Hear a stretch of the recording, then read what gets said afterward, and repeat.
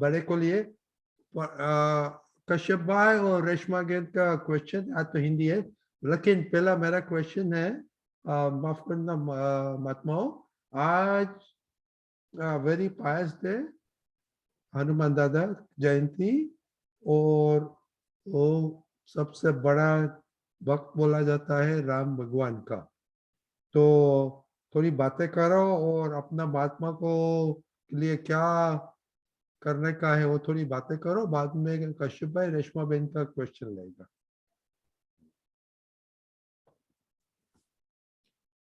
जय सच्चिदानंद। अभी वो बहुत बड़ी चीज थी, दादा की विधि में आता है ना कि दादा भगवान दूसरे राम और महावीर है, बोलते हैं ना, हाँ बीजा राम के महावीरत छो, आप हम्म। हमारा बीजा राम के महावीरत छो।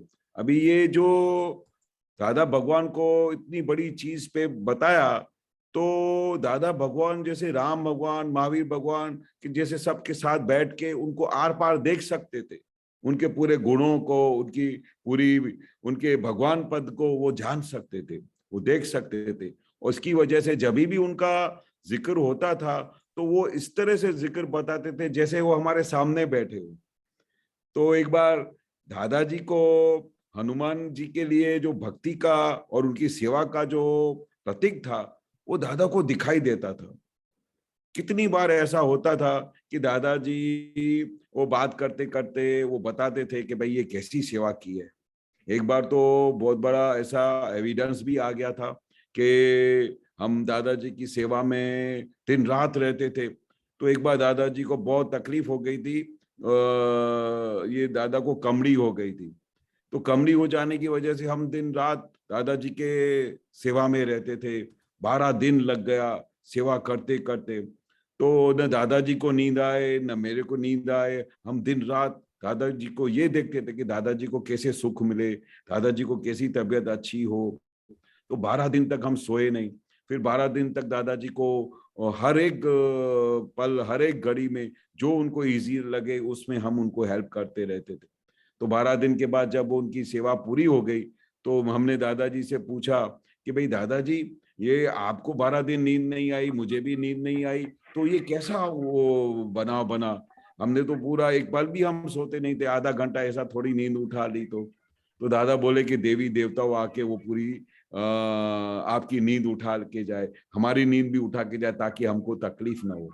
तो देवी देवताओं आके वो ऐसे जो दादा भगवान की सेवा करते उनकी करते तो उनको इतना हेल्प करते थे। तो 12 दिन के बाद जब सब पूरा हो गया तो दादाजी ने एक बार ऐसा कह दिया कि भाई इसने जैसे राम भगवान की हनुमान जी ने सेवा की थी वैसे ही ऐसे केशव ने सेवा की है। तो जब ये दादा ने वाक्य बोला तो सेवा का जो कनेक्शन बताया कि सेवा क्या होती है, कि ऐसी सेवा होती है जिसमें कुछ सब कुछ भूल जाते हैं, कुछ याद भी नहीं रहता, सिर्फ भगवान ही दिखाई देता है कि हम भगवान को किस तरह से उनकी सेवा करें, किस तरह से हम उनको सुख देवे, किस तरह से हम उनको हेल्पफुल हो जावे।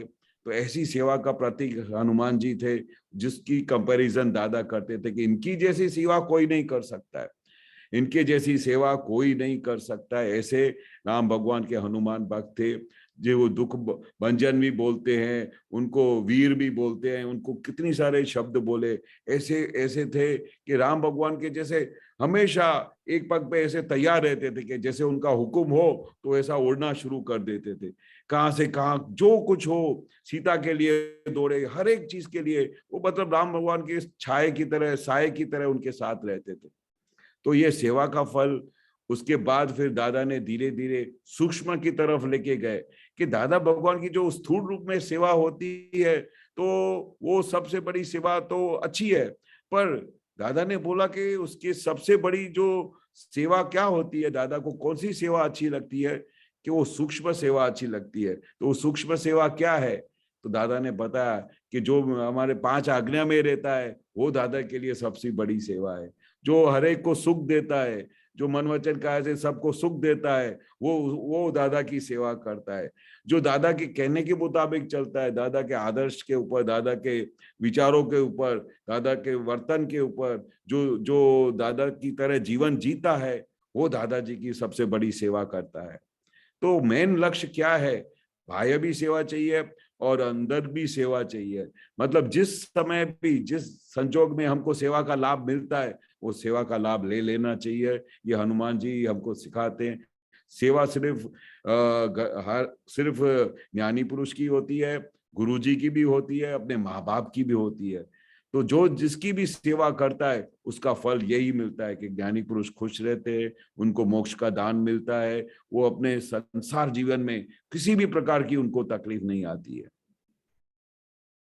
ऐसे हनुमान जी का हम प्रार्थना करें कि हमको भी ऐसी सेवा का अंदर भाव हो और हम उनकी तरह ऐसी सेवा करें ताकि हमारे दादाजी खुश हो जाएं और हम पे वही आशीर्वाद करें और हमको मोक्ष लेके जाए।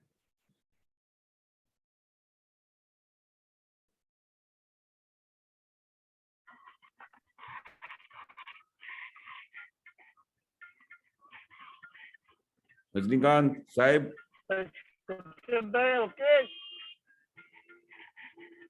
Kashyap bhai, now go ahead. 1 minute. Hold on. Kashyap भाई, हाँ जी, हाँ बोलिए कश्यप जी। हाँ जी। सबको जय सच्चिदानंद। जय जय सच्चिदानंद। सच्चिदानंद केशवानी जी, जय जय सच्चिदानंद। सच्चिदानंद। वो एक पोस्टर आया है था, वो उसमें मैं पढ़ता हूँ, आप धीरे धीरे आप समझ हाँ। शेयर। કેટલાક માણસો મને કહે છે કે દાદા તમારી જોડે બેસીને અમે ખાતા શીખ્યા. હવે હું મારી જાતને જાણું ને કે મને જમતા જ નથી આવડતું. જમતાનો ફોટો કેવો હોવો જોઈએ, કેવું ચરિત્ર હોવો જોઈએ, એ અમને લક્ષમાં હોય જ, પણ તે કોને હોય, બક્ષિસ વાલા નો હોય. बख्शिश वाला का मतलब क्या होता है, इसमें क्या बताना चाहिए बख्शिश वाला? मतलब वो दादाजी क्या कहना चाहते हैं, जिसको जैसे बख्शिश वाला होना चाहिए, मतलब जिसको ऐसा अवार्ड होना चाहिए जो ऐसा देख सकता हो।